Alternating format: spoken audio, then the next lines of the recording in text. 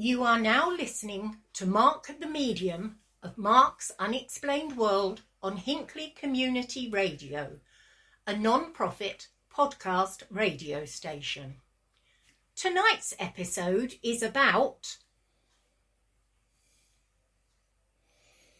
the Stanford Prison Experiment.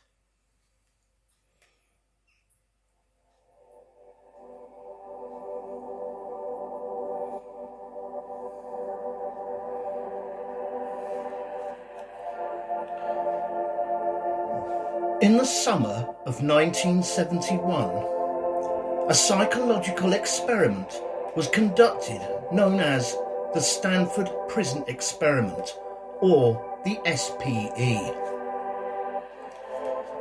It was a 2-week simulation of a prison environment which examined the effects of situational variables on participants' reactions and behaviours. Participants were recruited from the nearby community with an ad in the local newspapers, offering $15 per day to male students who wanted to participate in a psychological study of prison life. Over the following few days, psychological abuse of the prisoners by the guards became increasingly brutal.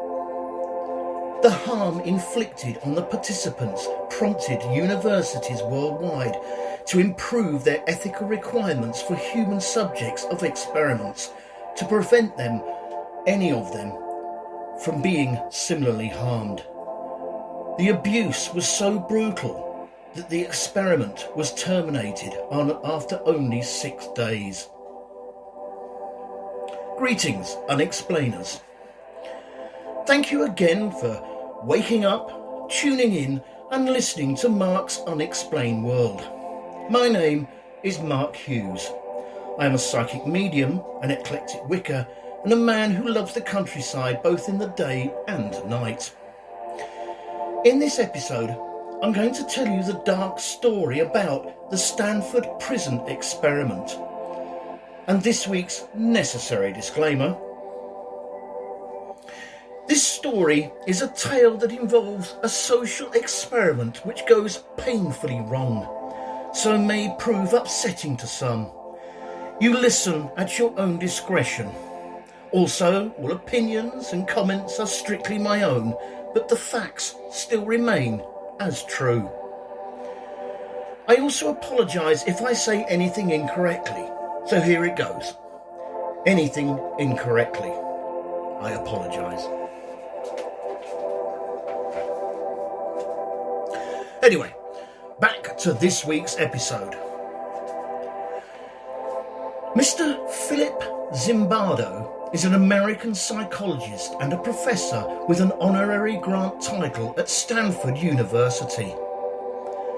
In 1971, Zimbardo accepted a tenured position as professor of psychology at Stanford University. And with a government grant from the US Office of Naval Research, he conducted the Stanford Prison Study. After receiving approval from the university to conduct the Stanford Prison Experiment, study participants were recruited using an ad in the Help Wanted section of the Palo Alto Times and the Stanford Daily newspapers in August 1971. The ad read as follows. Male college students needed for a psychological study of prison life. $15 per day for 1 to 2 weeks, beginning August 14th.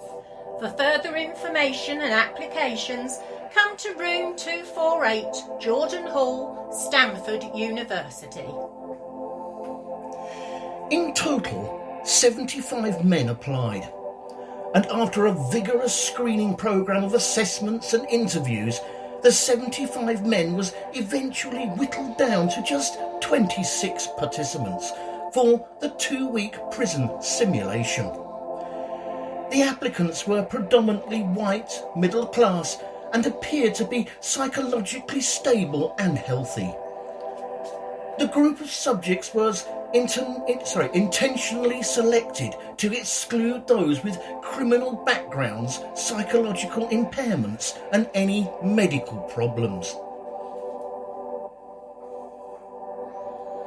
Critics of the study have argued that selection bias may have played a role in the results due to the ad describing a need for prisoners and guards rather than a social psychology study. In 2008, it was argued that those who applied to participate in the Stanford prison experiment already had traits associated with abusiveness, saying that aggression, right-wing authoritarianism, social dominance orientation, and narcissism will be high in those patients who volunteered for a prison experiment. Further, low disproportional empathy and altruism would also be indicators of someone who would volunteer. Half of the volunteers were assigned the role of guards. This included 9 plus 3 potential substitutes, and the other half were assigned to the role of prisoner, also 9 plus 3 potential substitutes. These roles were assigned to the volunteers quite randomly. They all agreed to participate for either 7 or 14-day periods for $15 per day. That is roughly the equivalent of $108 a day in 2022.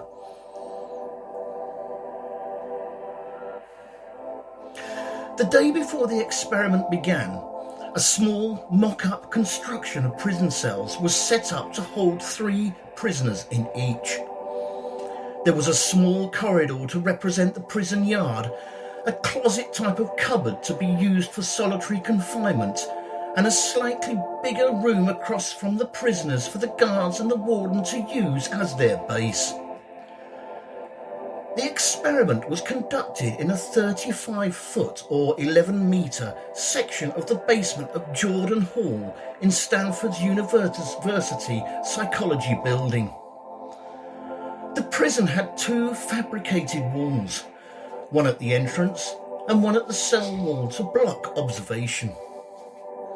Each unlit prison cell was 7 foot by 10 foot and was intended to house 3 prisoners each, complete with a cot, a mattress, a sheet, and a pillow for each prisoner. All the prisoners were confined and were to stay in their cells and yard all day and all night until the study was finished. In contrast, the guards were to stay in different environments, separate from the other prisoners, and they were also given access to more specific areas for rest and relaxation. The guards were told to work in teams of 3 for 8-hour shifts, and they were also not required to stay on site when their shift was finished. Conductor of the Stanford prison study, Philip Zimbardo, took on the role of the superintendent. An undergraduate research assistant, David Jaffe, took on the role of the warden.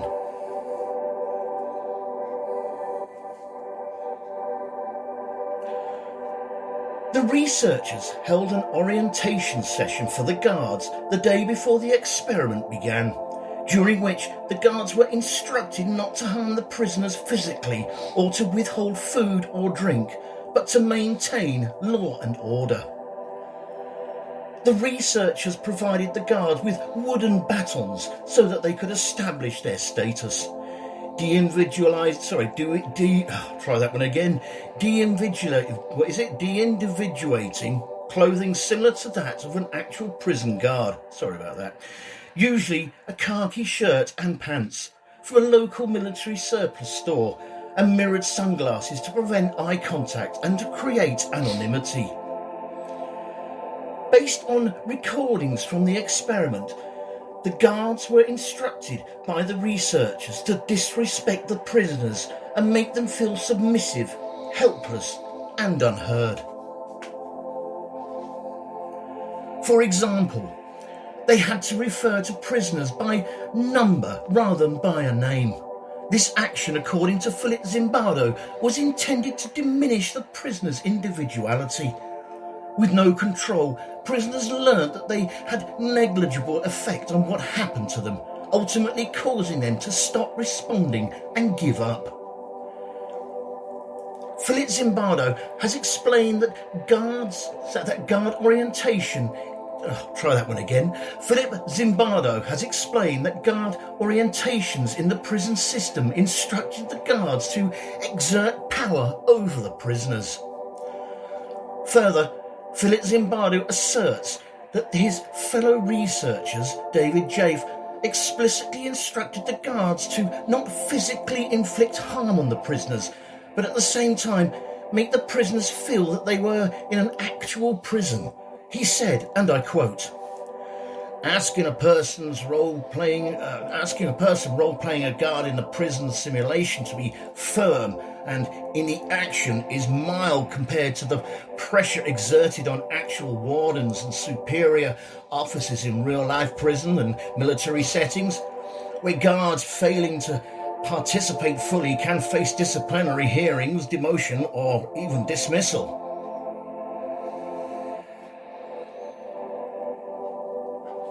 After a short break, we'll look at the day-by-day account of the experiment and some of the criticisms that it has faced over the years.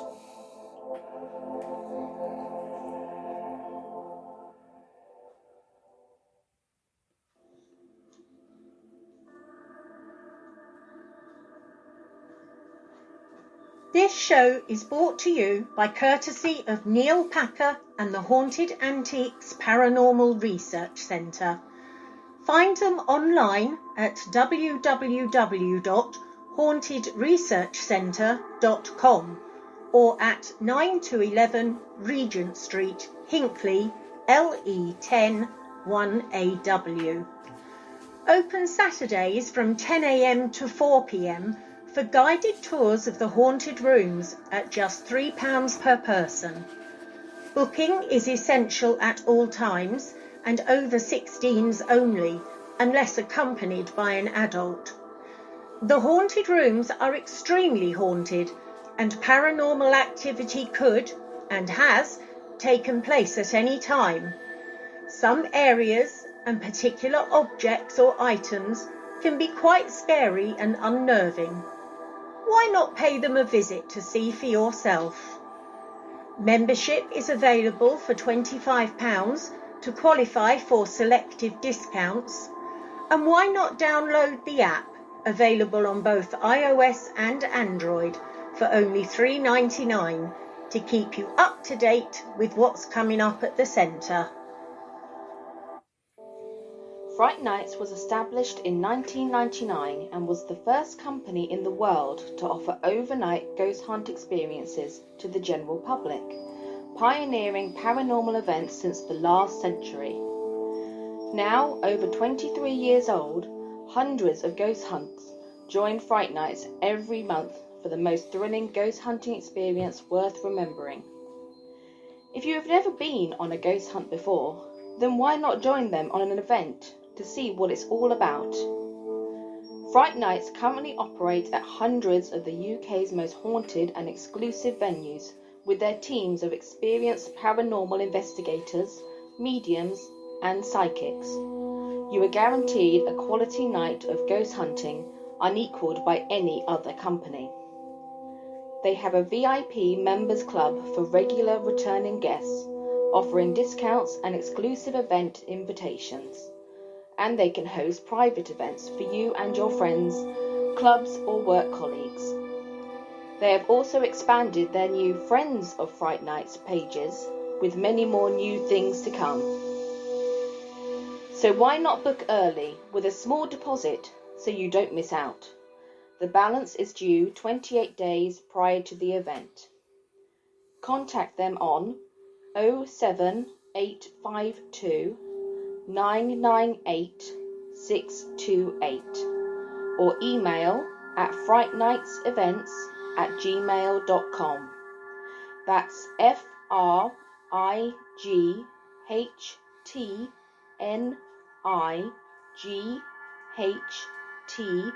SEVENTS@gmail.com. Or why not visit their website www.frightnights.co.uk, where you can see the many locations they investigate and learn a lot more about them and the opportunities they have available. You can also visit their many social media sites for up-to-date information on all the places they have been to and what's coming up in the future. They look forward to seeing you soon. Fright Nights Ghost Hunting Events. Remember, only the original will do.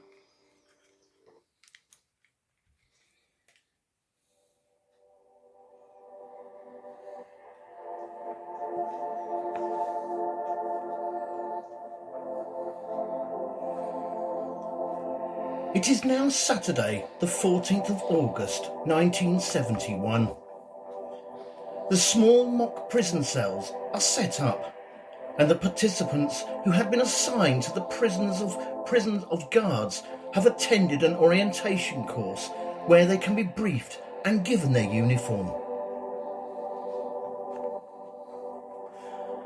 Day 1, Saturday the 15th of August, 1971.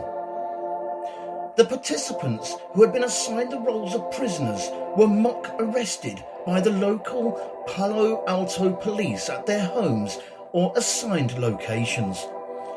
These participants were intentionally not informed that they would be arrested, as the researchers wanted it to come as a surprise, although this was in breach of the ethics in Philip Zimbardo's own contract that all the participants had signed. All the arrests involved charging them with armed robbery and burglary, penal codes 211 and 459 respectively.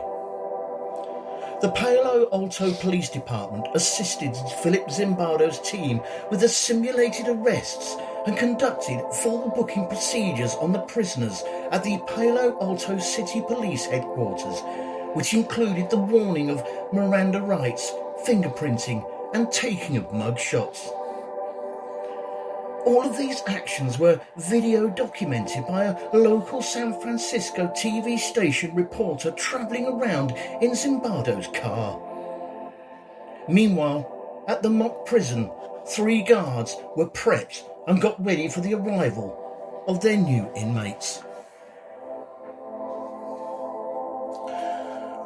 With sirens wailing, the prisoners were then transported from the Palo Alto City Police Headquarters to the mock Stanford prison.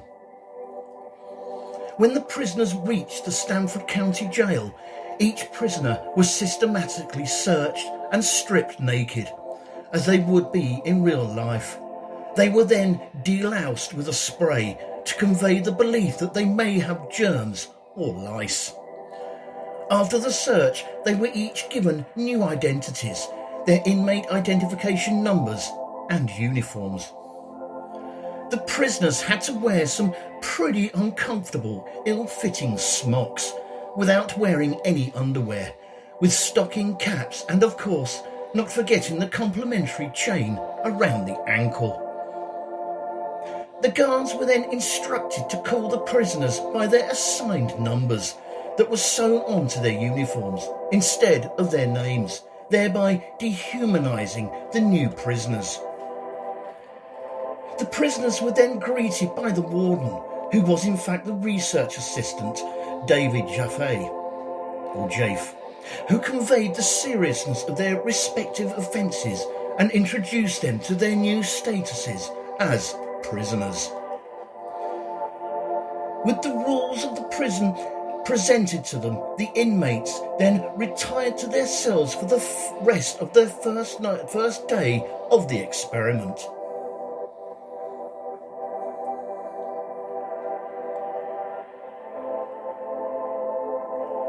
Day 2, Monday the 16th of August, 1971.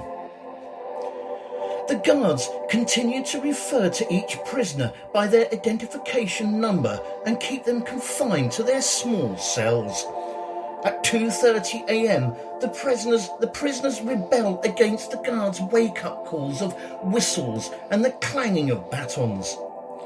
Later on in the morning, the prisoners refused to leave their cells to eat in the yard. They also ripped off their inmate number tags, took off their stocking caps, and started insulting the guards. The guards' response was to spray the contents of the fire extinguishers at the prisoners in an attempt to reassert control. Unfortunately, this course of action has extraordinarily insignificant impact on the situation. So the 3 backup guards were called in to help regain some sort of control of the prison. The guards then stripped all of the prisoners of their clothes, removed the mattresses from their cells, and attempted to dissuade any further rebellion using psychological warfare by sentencing the main instigator to spend time in the hole. On an interesting side note, unlike what the name implies, the hole in prison is not actually a hole, but rather an ordinary prison cell, or, as in this case of the Stanford prison experiment, a closet. The idea is to put a prisoner in solitary confinement, or the hole, to stop them from any interaction with other inmates. Naturally, inmates only get sent to the hole for pretty bad behaviour. For example, if they engage in violent fights with another inmate. Solitary confinement has long been viewed as an inhumane punishment. Not only does it lead to serious issues during the punishment, but it can also cause lasting psychological damage even after the punishment is over. After all, it does involve physical and social isolation, and of course, more importantly, sensory deprivation. While the entire experience or punishment can only last up to 24 hours, as stated by many former prisoners that have been a victim of the hole, it can more often or not feel like days. In this modern age, there is no longer a hole in prisons, mainly because the 8th Amendment of the Constitution prohibits inhumane and cruel punishments, and the Supreme Court considers solitary confinement as one of those such punishments. So for that reason, even though a hole may still exist in prisons today, the purpose is no longer the same, as they now house more than one inmate, and they are slightly bigger.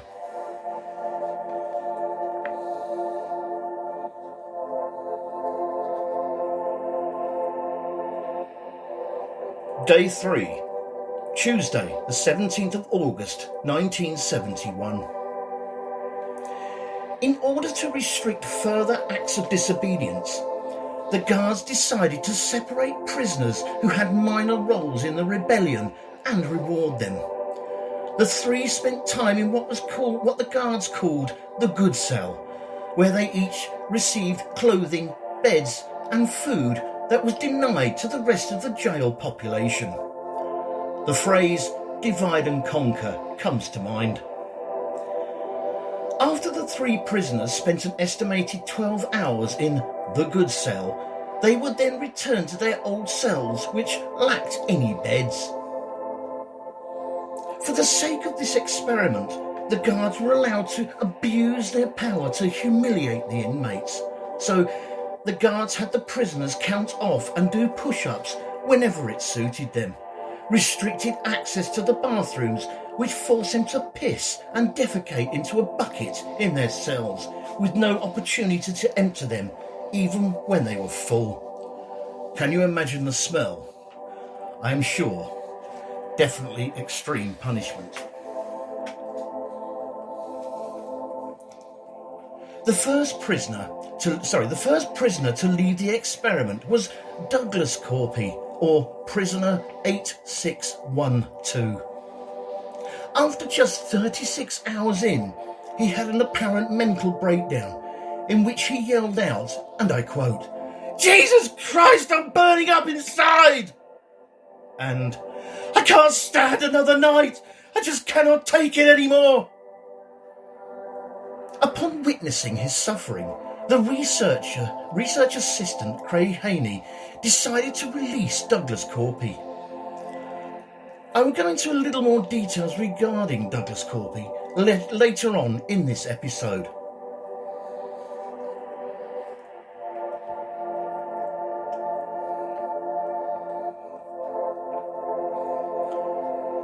Day 4, Wednesday the 18th of August 1971.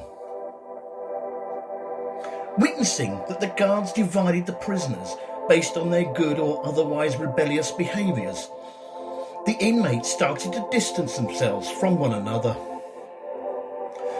Rioters believed that the other prisoners were snitches and vice versa.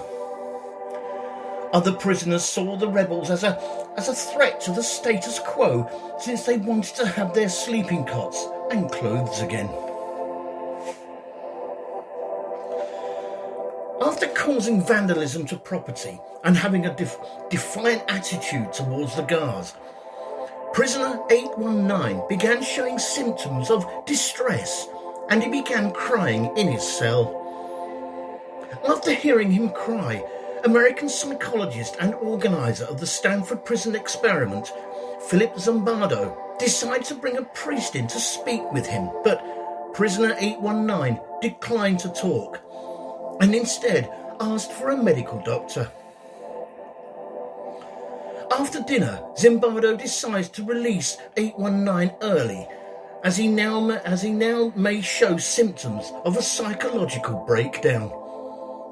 At first, prisoner 819 refuses to leave, but eventually Zimbardo reassured 819 of his actual identity and removed him as a prisoner. However, due to 819's actions, the other prisoners received various forms of punishment.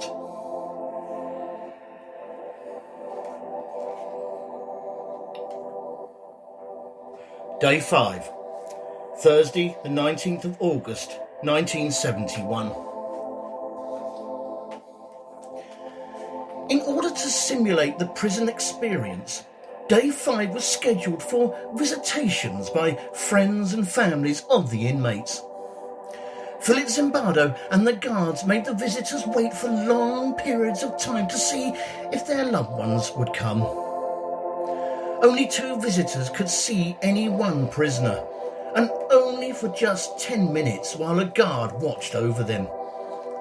The parents of the prisoners grew very concerned about their son's well-being and whether they had enough food to eat. Some parents even left with plans to contact lawyers in order to gain an early release of the inmates.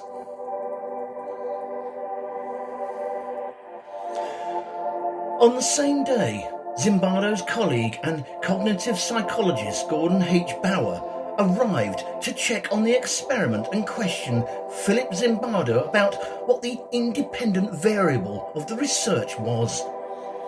On another interesting side note, an independent variable is the variable you manipulate or vary in an experimental study in order to explore its effects.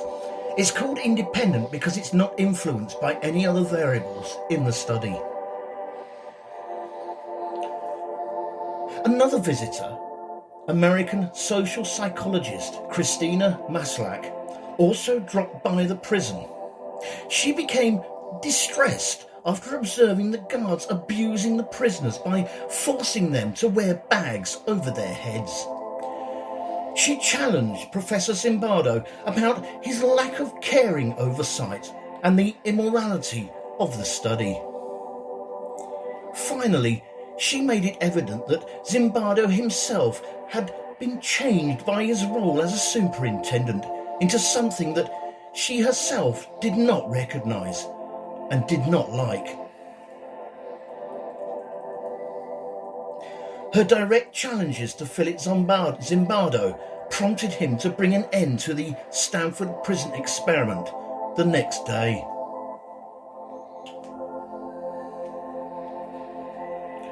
Day 6, Friday the 20th of August 1971. Due to Christina Maslach's objections, the parents' concerns, and the increasing brutality exhibited by guards in the experiment, Philip Zimbardo decided to end the study on day 6. The professor gathered the participants, guards, prisoners, and researchers to let them know that the experiment was over and arranged to pay them the full fee of $210 for the full 14 days. That would be the equivalent of $1,490 in 2022. Philip Zimbardo then held meetings, first with the prisoners, then with all the guards, for several hours each, of informed debriefing, and finally everyone came together to share their experiences. Next, all the participants were asked to complete a personal retrospective to be mailed to him subsequently after the event. Then last of all the participants were invited to return a week later to share all their opinions and emotions on the experiment. Later, the physical components of the Stanford prison experiment were taken down and moved out of the basement of Jordan Hall as the cells returned to their usual function as graduate student offices. Philip Zimbardo and his graduate student research team, Craig Haney and Curtis Banks, began compiling the multiple sources of data that would be the basis for several articles they would soon write about of their experiment. And for Zimbardo, he later expanded a very detailed review of the Stanford prison experiment in The Lucifer Effect. The book, The Lucifer Effect, Understanding How Good People Turn Evil, is a 2007 publication which includes Professor Philip Zimbardo's first detailed written account of the events surrounding the 1971 Stanford prison experiment.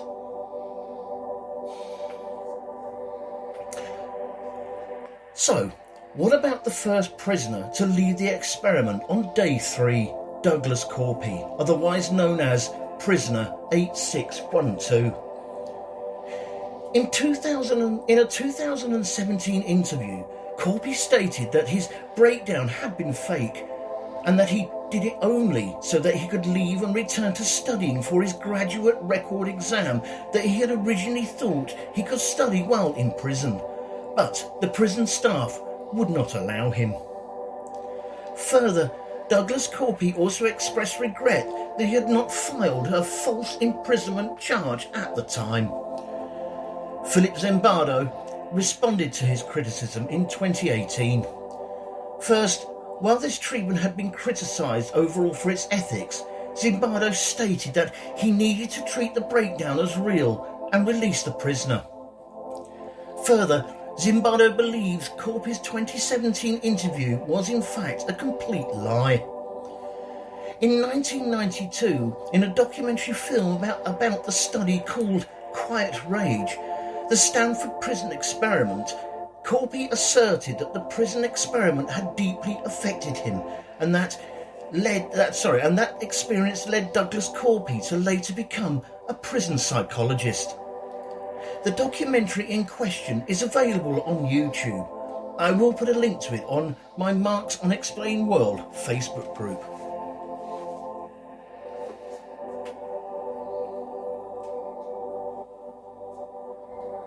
During the early stages of the Iraq War, members of the United States Army and the Central Intelligence Agency committed a series of human rights violations and war crimes against detainees in the Abu Ghraib prison in Iraq, including physical abuse, sexual humiliation, both physical and psychological torture, rape, as well as the killing of Manadel al-Jamaid and the desecration of his body. The abuses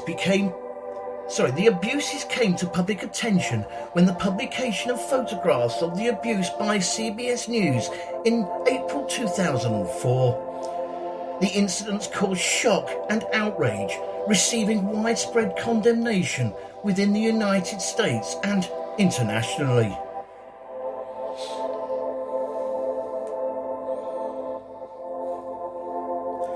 When these acts of prisoner torture and abuse at the Abu Ghraib prison in Iraq were first publicised in March 2004, Philip Zimbardo was struck by the similarity with his Stanford prison experiment. He was dismayed by the official military and government representatives shifting the blame for the torture and abuses on the Abu Ghraib American military prison into a few bad apples, rather than acknowledging the possibly systematic... I'll take another run at that one.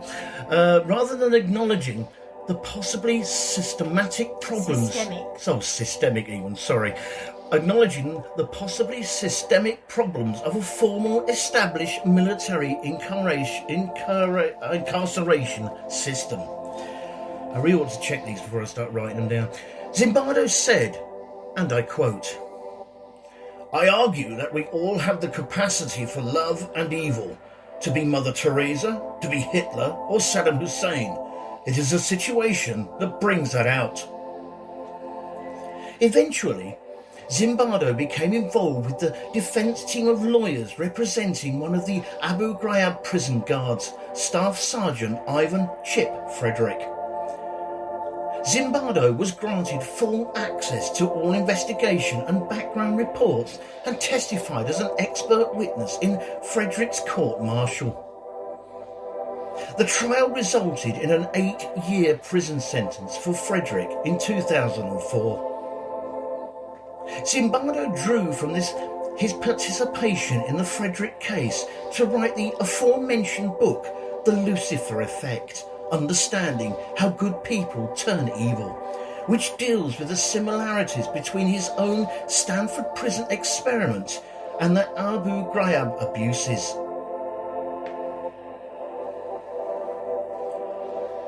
The Stanford prison experiment was perceived by many to involve questionable ethics.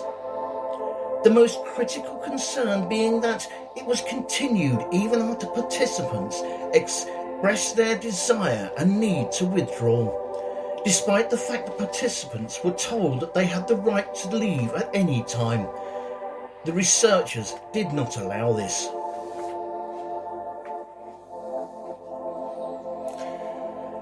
Since the time of the Stanford prison experiment, ethical guidelines for experiments that involve human subjects have become much stricter. The Stanford prison experiment led to the implementation of rules to prelude any harmful treatment of its participants. Before any experiments involving human subjects are implemented, they must now be reviewed by an institutional review board in the US or ethics committee in the UK, and must be found to be in accordance with ethical guidelines set by the American Psychological Association or the British Psychological Society. These guidelines involve the consideration of whether the potential benefit to science outweighs the possible risk for physical and psychological harm. A post-experimental debriefing is now considered an important ethical consideration to ensure that participants are not harmed in any way by their participants and experience in the experiment. And by that time, numerous details have been forgotten. Nonetheless, Zimbardo was able to conclude from his follow-up research that participants experienced no lasting negative effects. The American Psychological Association specifies that the debriefing process should occur as soon as possible to assess any psychological harm that may have been done to rehabilitate participants if necessary. If there is an unavoidable delay in debriefing, the researcher is obligated to take steps to minimise any harm.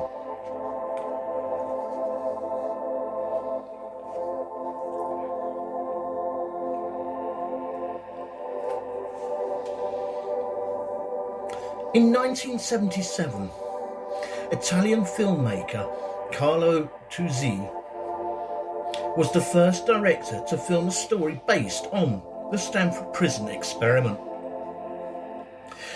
Toozy's original story called for a group of 20 young people from various social backgrounds who were randomly divided into guards and prisoners, who were then instructed to spend 1 month on opposite sides of an enormously high gate with barbed wire on top, built in the middle of a large park. Before principal photography started, however, some concerns from the RAI executive forced Toozy and the screenwriters to alter the written script into a remarkably similar story to the actual Stanford prison experiment, including the outcome.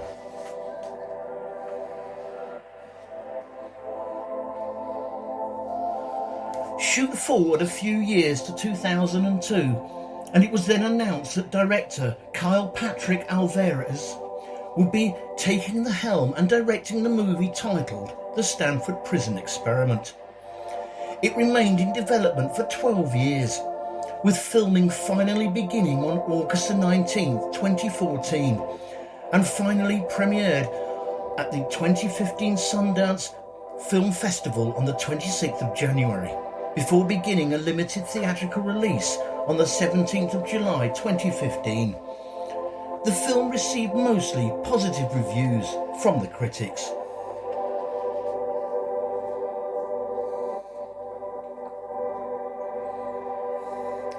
Now, I have only really skimmed the surface when it comes to the forms of abuse that went on during this experiment.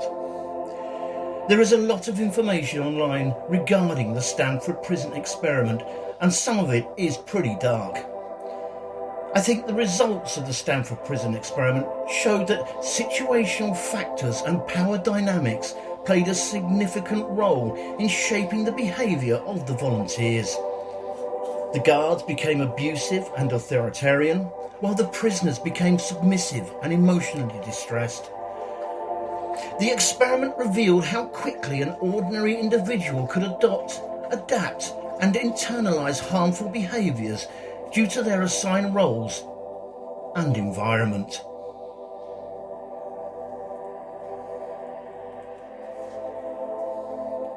Thank you all for taking the time out to listen to this episode of Mark's Unexplained World. Next time we are going to look at the Philip experiment. The Philip experiment was a 1972 parapsychology experiment conducted in Toronto, Ontario, to determine whether subjects can communicate with fictionalized ghosts through expectations of human will. They wanted to explore the Tibetan Buddhist concept of tulpas, or thought forms, the practice of willing tangible forms into existence using our own innate mental energies. For about a year, nothing happened, and the entire project began to seem like a foolish endeavour. However, during a séance, strange things started to occur. As they sat around the table, focusing their will on conjuring Philip, an unseen force began tapping on the table. This show was written by myself, Mark Hughes, and proofread and edited by Linda Hughes. The actors in this episode were Mark Hughes, Linda Hughes and Denise Pula, with special thanks to Neil Packer and the staff at the Haunted Antiques Paranormal Research Centre in Hinckley, and a big thanks to everyone out there for listening. Mark's Unexplained World, because there's more to the paranormal than meets the third eye. And remember guys, keep it real, because being real is better than being perfect. This show and all its contents are covered by the basic copyright of Mark the Medium.